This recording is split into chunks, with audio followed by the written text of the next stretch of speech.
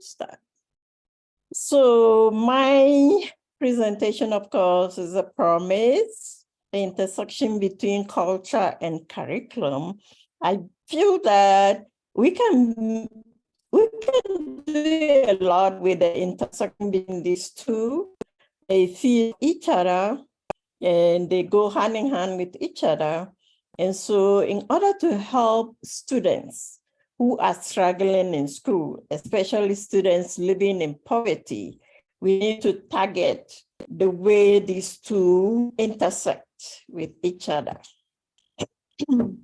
So the premise is therefore of this study that there can be a brighter future for all children, irrespective of their background, that education is key to unlock the door to seemingly inaccessible opportunities for children living in poverty.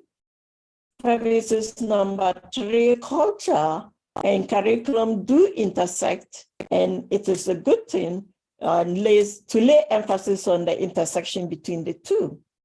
And 4, inclusive instructional methods can go a long way to enhance student academic success and subsequent success in life. I'm just curious about this. I was trying to find out how many more participants we have. It looks like it's just 2 of us. Is that right? Yeah, that's okay. I'm listening. This is serious. And we're being recorded too. That's good. Okay, so now a brighter future for students irrespective of their socioeconomic background. I just oppose the 2 groups of students here. Students who what students deserve and what students who are living in poverty lack. And on my left-hand side, you see that all students deserve a daily basic needs. They also deserve quality education. It's their right, human rights. Education should lead to social mobility for a better life. And they should have the right cultural and social capital needed for them to succeed. And the home life and school life overlap. The school culture and home life overlap. Now, every child also deserves quality schools, curriculum, faculty, and facilities, etc. On the other hand, children of poverty or children living in poverty are deprived of their basic necessities or basic needs, and that already sets them behind before the competition begins. There are already winners, and then they have to contend with savagely unequal educational opportunities compared to other students who live in affluent homes. Education most of the time just leads to reproduction. That is to say, the passing of inequalities from generation to generation. Then the cultural capital and social capital is obviously not available to students living in poverty, and school life and school culture and home life are not compatible. Curriculum is imbalanced because if you look at the curriculum we have, what kind of people are portrayed in it? A lot of times the curriculum is skewed towards a particular group of people because they already have a head start when it comes to a lot of these. For example, how many students living in poverty will go to kindergarten and go to first grade knowing their colors, their numbers, their ABCs, etc. So that is an issue. Now, in order to break this cycle of poverty, the vicious cycle of poverty, we therefore need to focus on education. If you see the cycle here, at any point in time, if you insert education at any of these stages, you will have a different result. Let's just say social stigma, insert education in it. You immediately wipe out the stigma. And where there's no stigma, there's a higher level of self-esteem, and self-esteem leads to success in every aspect of life, including academic success. So my argument still remains that education is a tool to unlocking the door and the cell in which students living in poverty have to contend with. Now, the intersection between the intersection between culture and curriculum means maintaining interest of the students in the learning. If you target their culture, their lifestyle, their interests in what you're teaching, you are able to gauge your lessons in a way that they succeed. And if we ensure the right amount of cultural capital, we definitely can make a headway. By cultural capital, I mean the level of knowledge, the wealth, the prestige, just assets that are available to students living in poverty.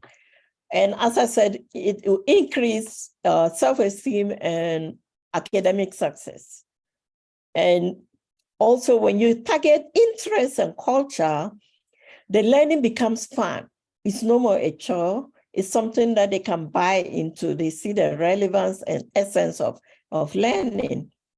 And learning, in order to change the world, is also another way to gauge their interests and to help them succeed. Learning does not always lead to positive social mobility, but if we insist on the intersection between culture and curriculum, learning can lead to positive social mobility rather than negative social reproduction, which does not encourage students to move above the level that their parents attained.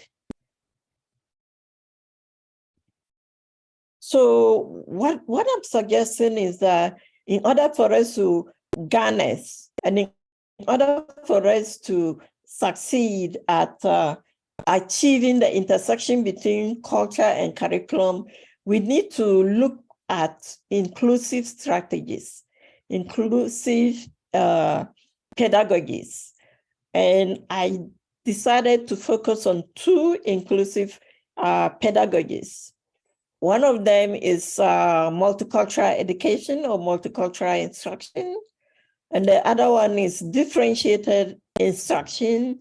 And what I did earlier on in some studies was to have a melange of the two, kind of a hybrid approach that I called differentiated multicultural instruction, because each one of them targets a particular group of students. And I'm saying if we use a hybrid approach, then we can target multitude groups of students. We are not only talking about students who have a cultural diverse background that makes it difficult for them to succeed in the mainstream education, but we're also talking about students having physical disabilities, mental disabilities that hinders their success in school. Hence the differentiated multicultural instruction. Differentiated instruction combined with multicultural instruction that leads to differentiated multicultural instruction. And over here, I'm just showing the what you call the elements of multicultural instruction.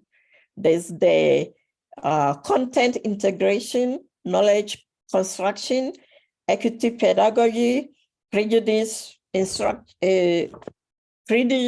reduction, and also empowerment of school culture and social structure.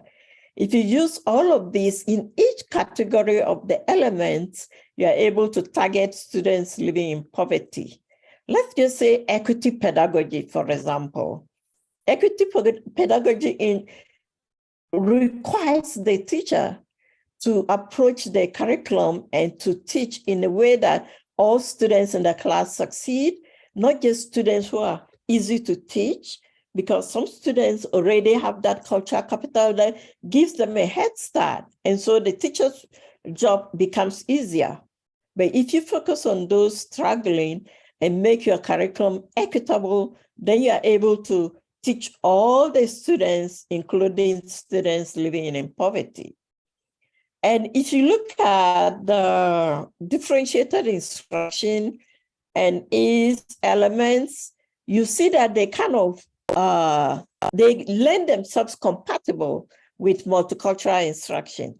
For example, content is present in differentiated instruction as well as in multicultural instruction. Process has to do with the way knowledge is constructed in multicultural instruction. Affect has to do with prejudice in multicultural instruction. So these are the ways in which differentiated instruction and multicultural instruction intersect, and they share a lot in common. So if you read this article I wrote for Journal of Multiculturalism in Education, Volume 8, published in October 2012, I have done extensive work on putting the two together and the outcome of the two in the classroom if you were to target students who are normally not targeted or who are already failing in the system. If you do that, then you are likely to help them succeed. One thing that is that are like, well, this is a chemistry. I just described that. This is a chemistry between differentiated instruction and multicultural instruction. And these are my references. But before I leave, I like to say this. Education is the key to breaking the vicious cycle. And we cannot do that if we don't have the right amount of cultural capital in order to help students succeed and lead to positive social mobility rather than reproduction. And there are case studies that render themselves valuable to this kind of perspective. And I'll say a case study of me is an example. I grew up in a home where my parents didn't go to school and we didn't have much to go around. But look at me, I have a PhD, I'm a professor at the university, and it's because of education. So the evidence is there. I have a colleague who had to be stuck with the children after divorce. And what did she do? The government helped her. And so these social programs that we have, they do work. Because now she's also a full professor and her children are thriving. So there is a need to cater to the needs of students who are living in poverty or who are at risk of not succeeding. And also one thing that I'd like you to look at is the work of Jonathan Kozol. He did his studies in the 80s, wrote his book, The Savage Inequalities, in the 90s, and is still valid up until now. Jonathan Kozol is aging, but he's still talking about the same thing that he studied in the 1980s. So I rest my case. Thank you for listening.